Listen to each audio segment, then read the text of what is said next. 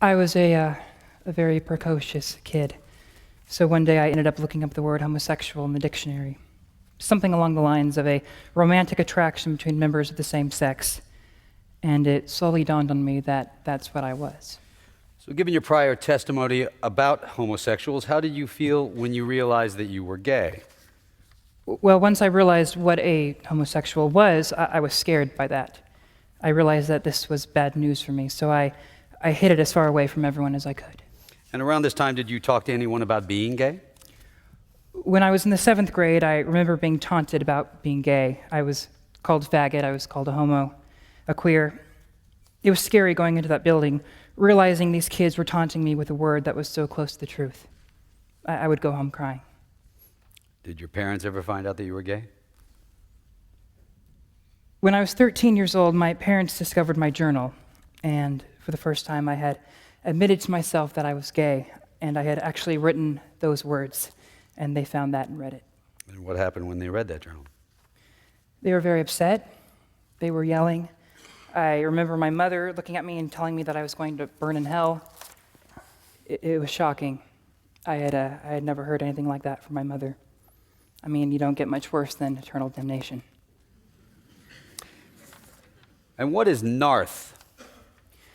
NARTH stands for the National Association for Reparative Therapy of Homosexuality. It's a reversal therapy organization based in Encino, California. Mm-hmm. And how long were you at NARTH? From what ages? 14 to 16. And during the time that you were at NARTH, how was your home life? My mother would tell me that she hated me. Once she told me that she wished she had had an abortion instead of a gay son. She told me that she'd wish I had been born with Down syndrome or that I had been mentally retarded. Who did you meet with at NARTH? I met with Dr. Joseph Nicoloski. And where would you meet with Mr. Nicolosi?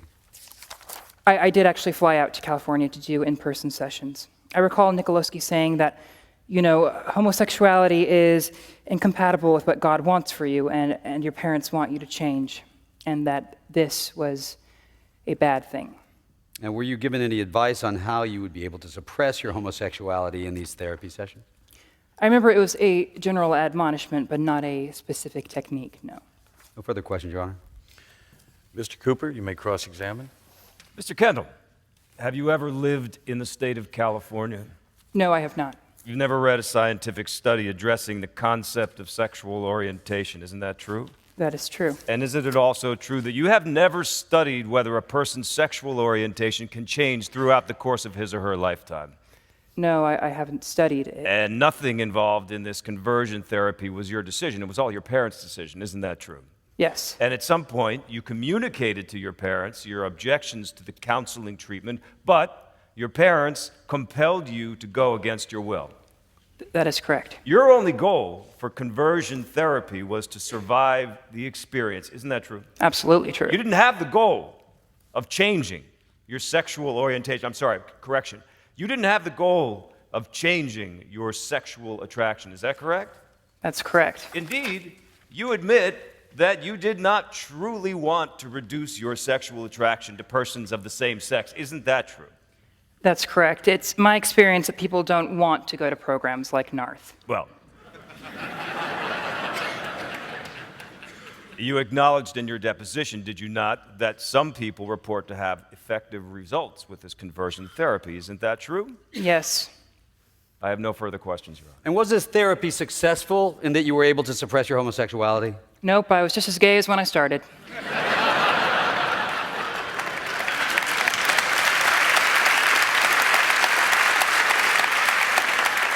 While you were in conversion therapy, were you introduced to any people who purported or were purported to you to have successfully undergone conversion therapy? I remember during one of the group therapy sessions, Nicoloski trotted out his perfect patient, the guy who had been cured of his homosexuality, and his name was Kelly.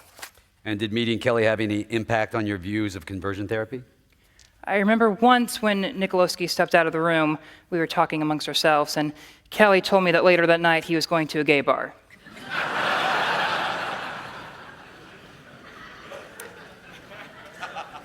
And that he was just pretending to be cured for the sake of his family. And why did you stop going to reversal therapy? During this whole thing, my life had kind of fallen apart. I didn't have the world that I grew up in. My faith, which was very important to me, my family, which was even more important to me.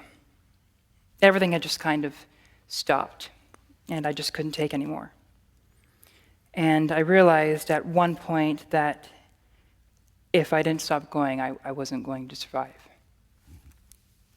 What did you mean by that? I would have probably killed myself.